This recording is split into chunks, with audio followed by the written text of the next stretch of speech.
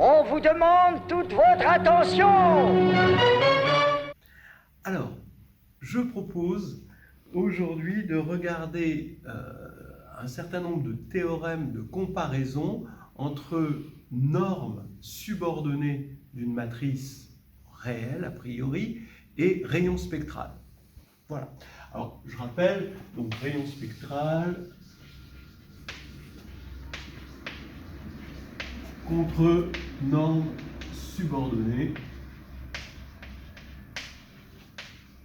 Donc, dès que vous avez sur un espace, donc on va dire sur Rn, vous avez une norme, comme ceci, voilà, bon, c'est ce que c'est qu'une norme sur Rn, eh bien, on a une norme subordonnée sur l'espace des matrices, donc M appartient à Mn de R ici, et la norme subordonnée, donc c'est le sup pour la norme de départ sur Rn de x égale 1, donc en quelque sorte la sphère pour cette norme, de la norme de Nx.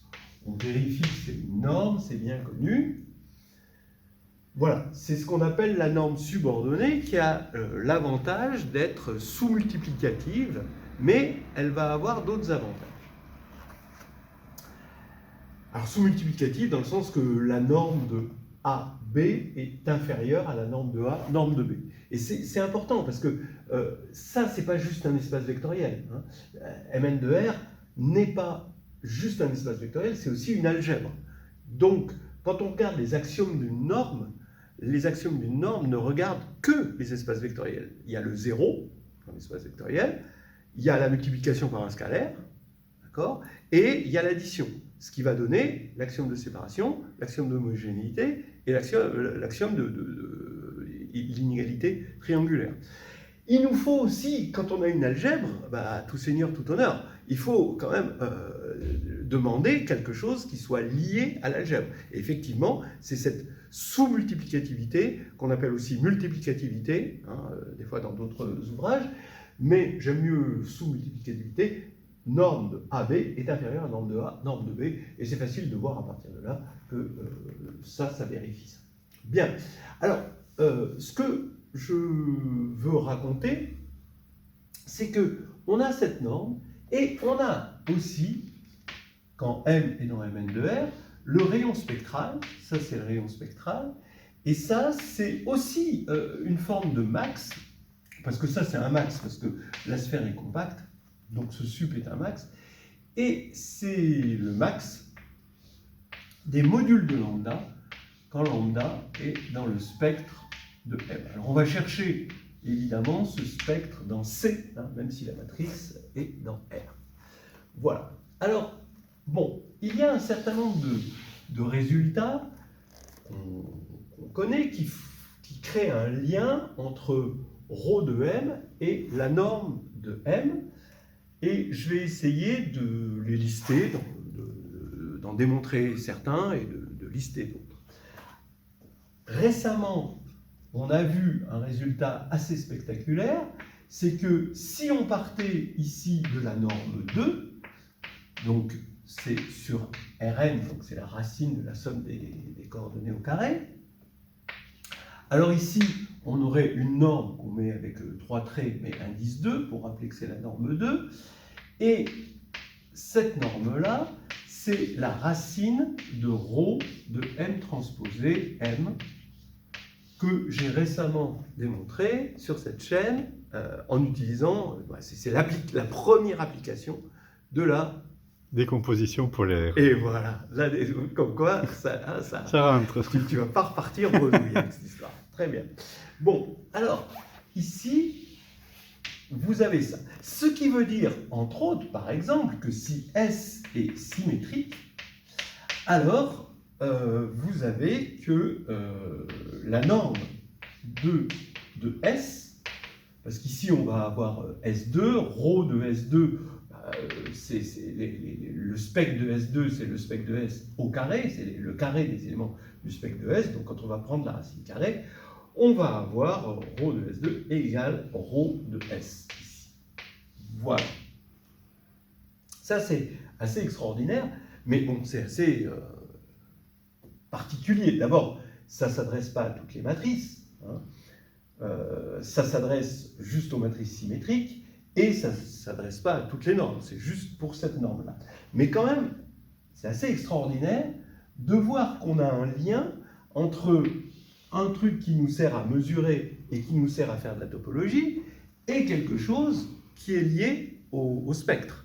C'est-à-dire que, à des moments, avec le spectre, on va pouvoir céder de la topologie, par exemple pour montrer, ne serait-ce que le spectre est un objet qui est continu en fonction de la matrice, par exemple, hein, ou inversement, on peut avoir besoin pour la topologie, le spectre vient à notre aide, par exemple quand on veut démontrer que l'exponentielle est un homéomorphisme de Sn vers Sn++. Bon, ça c'est des exemples. Mais là, c'est quelque chose de trop exceptionnel pour qu'on puisse se baser là. Alors, là, je propose de travailler, c'est plus simple, même si les résultats restent vrais sur R, je propose de travailler sur C. Et voici une proposition. Alors, pareil, hein, on a le même type de norme. De toute façon, un C espace, c'est un R espace. Donc, bon, quand je travaille sur un C espace, je travaille implicitement sur un R espace. Eh bien, je vais avoir que soit M dans Mn de C, et la norme ici, donc j'ai une norme subordonnée, et puis une norme, donc là, ça qui n'est pas une norme a priori, mais c'est le rayon spectral. Alors j'ai ρ de M qui est inférieur à la norme subordonnée de M. Alors, la preuve. Ici, je vais prendre un vecteur V, vecteur propre,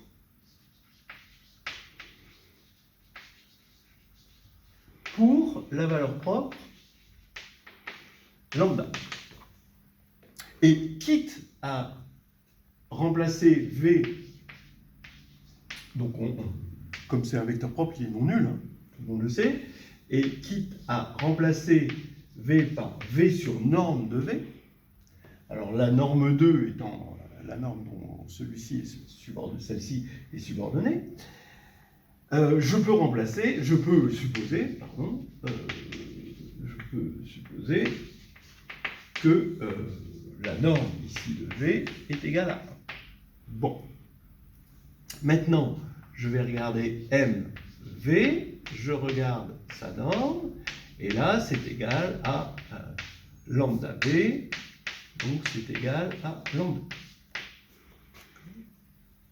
Donc forcément, ça, c'est inférieur à MV, puisque j'ai pris V de norme 1 par la définition qui est ici, hein, que j'aurais pu faire sur C aussi, eh bien, je peux dire que c'est inférieur à la norme de V.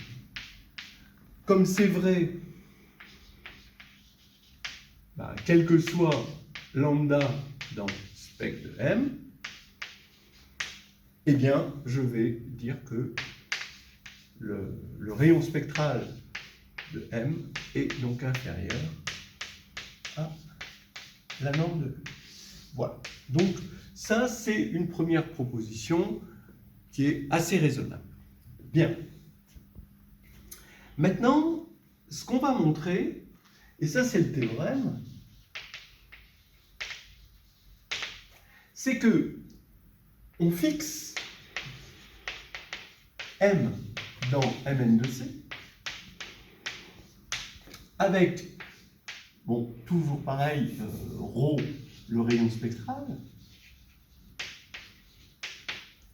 Eh bien, il existe, une fois qu'on a fixé M, attention, hein, on a fixé M, il existe alors une norme sur Cn, donc une norme sur Cn, c'est comme une norme sur Rn, puisque C, c'est finalement R de Z, hein, donc ça ne change rien. Tel que ρ de M, alors je vais mettre même, quel que soit epsilon, ici, quel que soit epsilon, je vais enlever le alors qui est un peu lourd, il existe une norme, donc on a fixé M et on a fixé epsilon. Hein. Il existe une norme telle que ρ de M. Alors ρ de M est inférieur évidemment à la norme subordonnée à cette norme-là, d'accord? Donc cette norme, c'est ça, inférieure à ρ de M plus epsilon. Voilà. Donc, vous voyez, ce qui est intéressant, c'est que l'idée qu'on se faisait de la chose qui est ici, si tu veux bien venir avec moi, c'est-à-dire cette égalité, mais c'était valable pour la norme 2, c'était valable que pour les matrices symétriques, d'accord? Alors après, évidemment, hein, quand on passe à C, il faut remplacer, vous vous en doutez, symétrique par hermitienne. Hein, c'est ça qui va marcher. Mais en gros, voilà, ça c'était notre rêve. Bon, évidemment, dès qu'on veut généraliser, ben, notre rêve, il faut l'oublier, mais il est remplacé par cette petite inégalité, cet encadrement, à condition qu'on choisisse bien notre norme. Voilà. Donc, je voulais parler, jusqu'à présent, c'était une introduction, et je voulais parler de, j'espère que tu n'as pas de crampes, Ça va. de ce résultat. Bien. Alors, allons-y. Je vais commencer par parler de la norme infinie sur Cn. Hein. Vous avez ce qu'on appelle la norme infinie. La norme infinie de x, donc x, ses coordonnées, c'est, on va dire, petit xi, on sait que c'est le max des modules des xi. Bon, donc ça, c'est pas nouveau. Ça nous fait des sphères un peu cubiques. Hein, voilà. Et, bon, c'est comme ça. On a des sphères cubiques. On fait avec ce qu'on peut.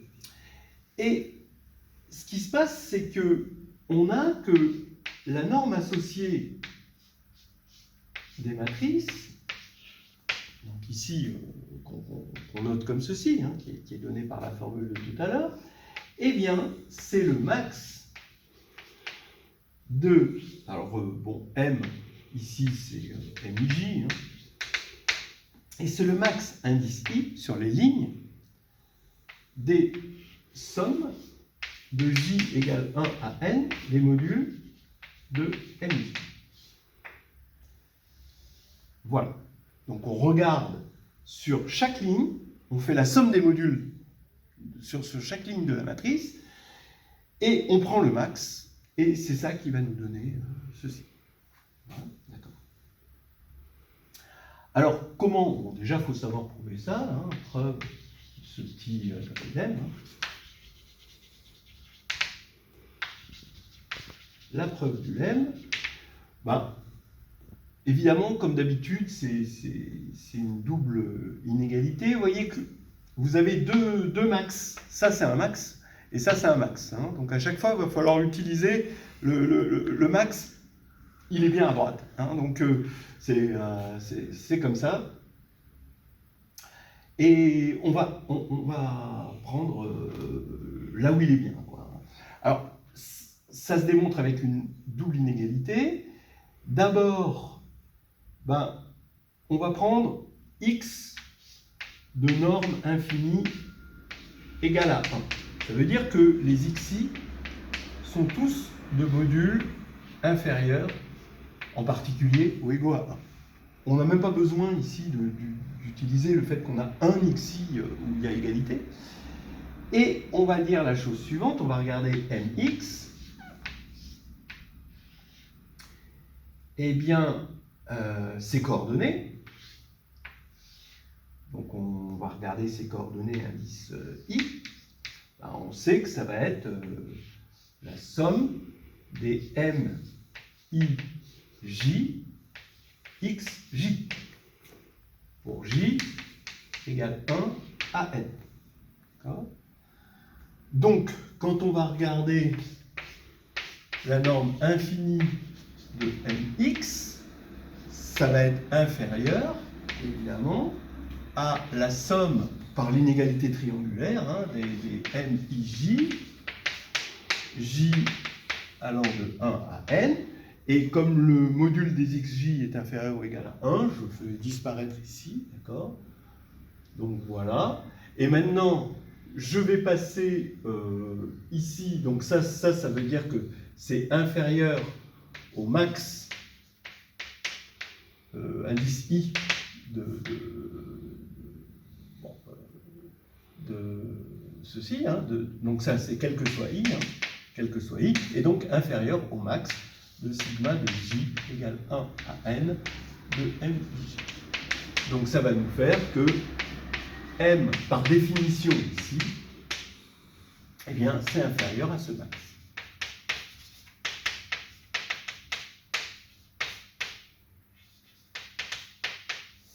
Voilà, d'accord? Alors maintenant, pour avoir l'égalité, il suffit de voir qu'il existe faut exhiber un x qui soit, donc, trouver un x avec x de norme 1 avec l'égalité avec mx infini égale ce truc-là, égale ce max.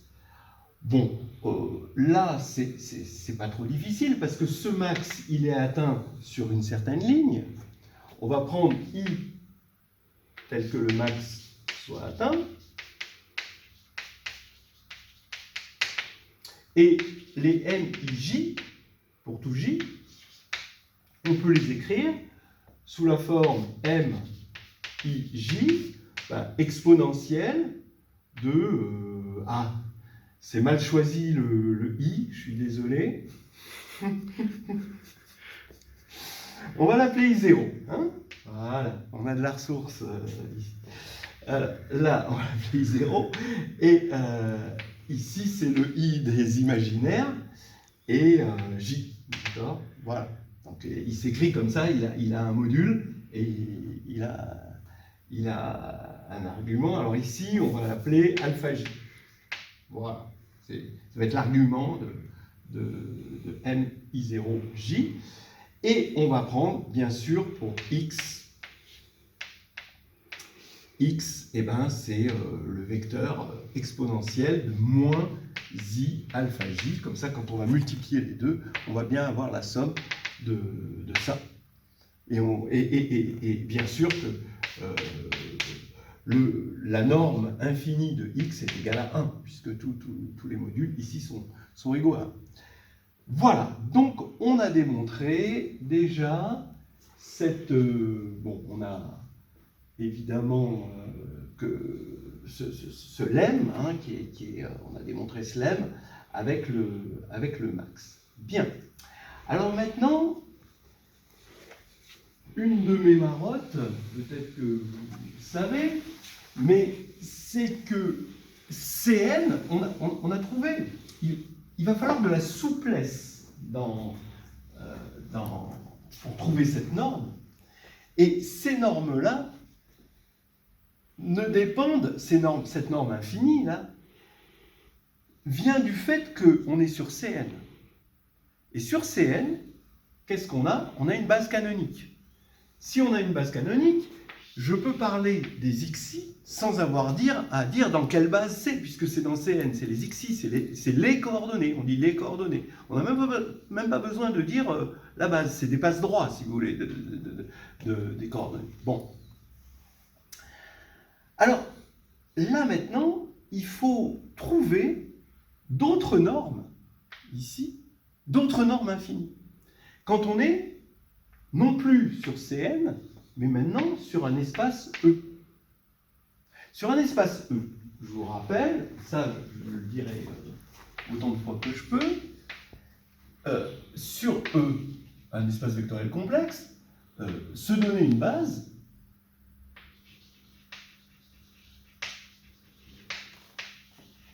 revient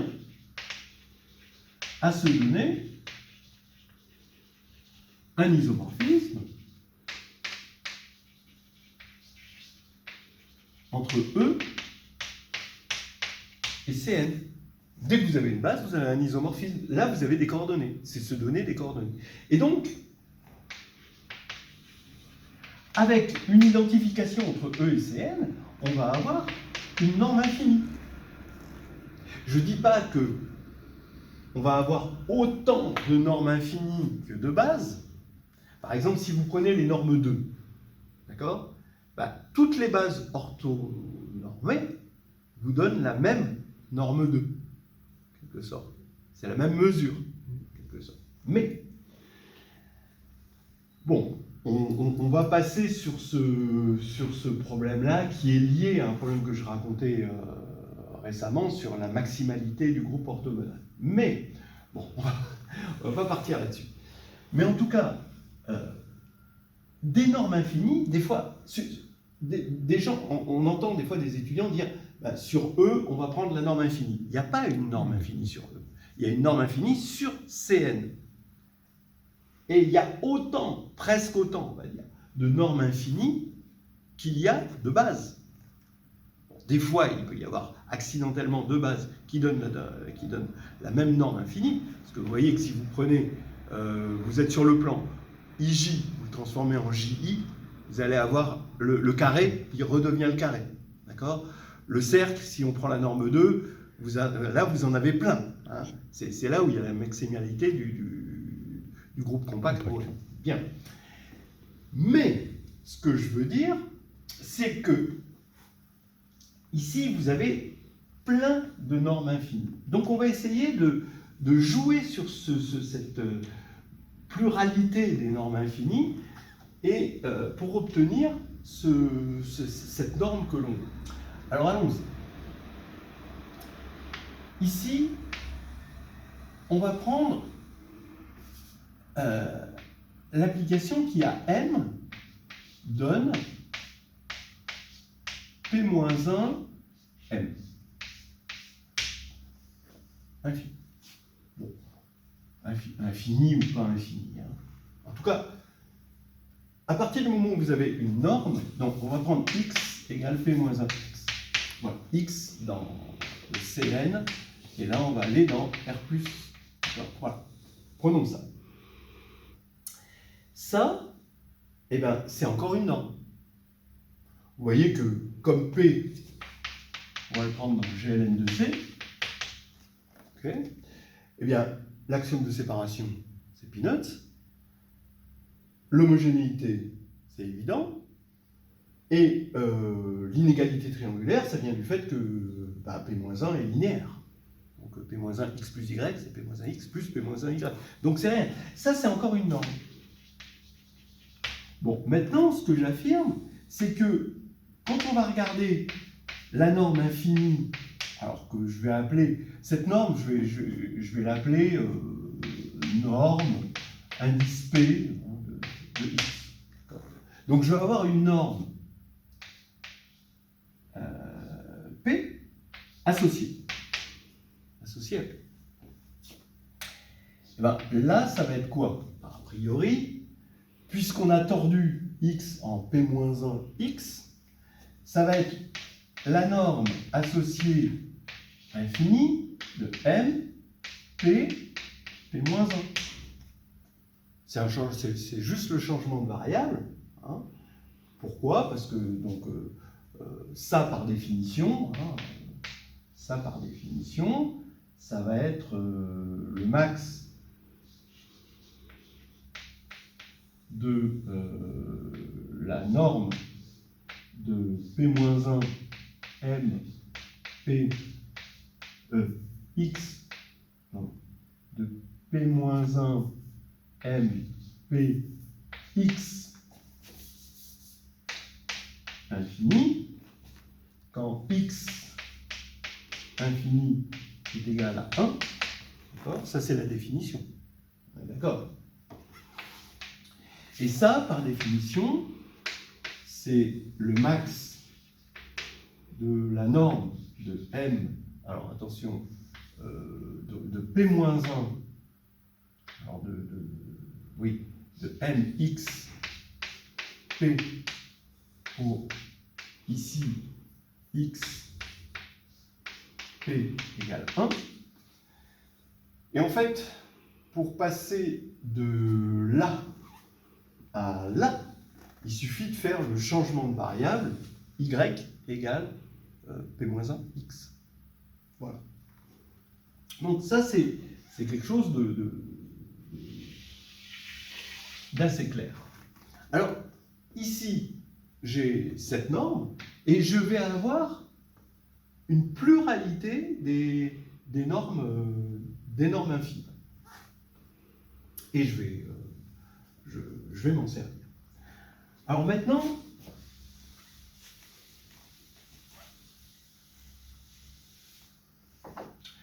revenons au théorème. Cette partie-là ne pose pas de problème. D'accord ? Ce que je veux, c'est cette partie-là. Alors je vais partir de M, et je vais partir du fait que je suis dans C. M est dans Mn de C. Donc, M est trigonalisable. Donc je vais avoir une matrice, je vais l'appeler R, R-1, T, R. D'accord ? Avec T, donc qui est triangulaire supérieur. Okay ? R, bien sûr, dans GLN dessus. Maintenant, qu'est-ce que je peux faire ? Ben, je peux continuer à travailler sur T. Parce que ce que je vois, c'est que si je tords ici, si je prends une norme liée à R, donc si je prends la norme R, je vais me retrouver à prendre la norme infinie, prendre la norme R ici, ça revient à prendre la norme infinie ici. Et la norme infinie ici, c'est la somme des modules des éléments là, puisque c'est ce qu'on a vu tout à l'heure en première partie. Ok. Quel est le rapport avec le spectre ? Ben oui, le rapport avec le spectre, il est clair. C'est que le spectre, maintenant, il est là. D'accord ? Mais maintenant, il n'y a pas que le spectre. Quand je vais calculer la norme infinie de ce truc-là, parce que c'est ça le but, je vais avoir le spectre, mais je vais avoir des éléments. Et c'est ces éléments que je veux voir epsilonesques. Attention. Comment je vais faire pour réduire ces éléments-là ? Et là, je vais vous dire le secret. Donc, ces éléments-là, d'accord, je veux les voir les plus petits possibles pour que le max de la somme des modules ici ressemble le plus possible au spectre. Ah, alors là, maintenant, c'est une autre histoire. Je sors, je dégaine delta, ok, delta positif, et tout à l'heure tu voulais appeler un ami, et bien cet ami, il est tout trouvé, cette matrice est ton ami, c'est delta, delta 2, delta n, 0, 0. Cette matrice grand delta, si on multiplie par... Alors, je vais multiplier par moins 1 à gauche, t, et je multiplie par moins 1 à droite. Alors, qu'est-ce que je vais avoir ? Ben, ici, au départ, j'avais TIJ. J'appelle TIJ les coefficients de t. Là, ici, je vais avoir, parce que c'est à gauche, donc c'est les lignes qui prennent, donc delta I, delta puissance moins I.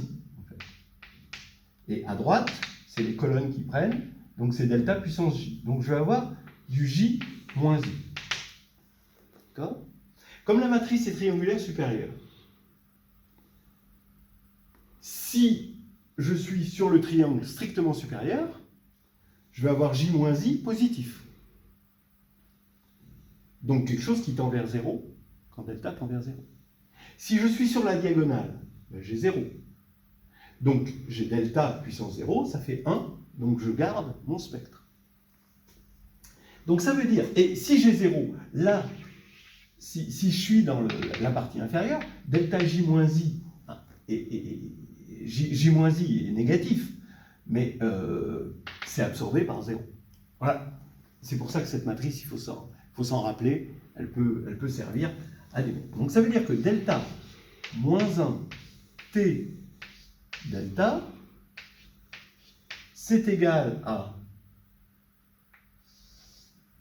lambda 1, lambda n. Ici, vous avez toujours des zéros.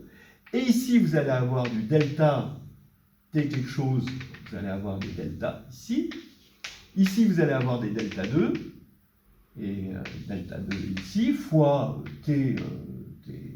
Alors là, on a du T1, 2, T1, 3, T, etc. Et alors ici, delta 2, etc., etc. Et vous avez des choses qui sont aussi petites que vous voulez. Bon. Donc maintenant, qu'est-ce qui m'intéresse? C'est ce delta moins 1. Qu'est-ce que je vais faire?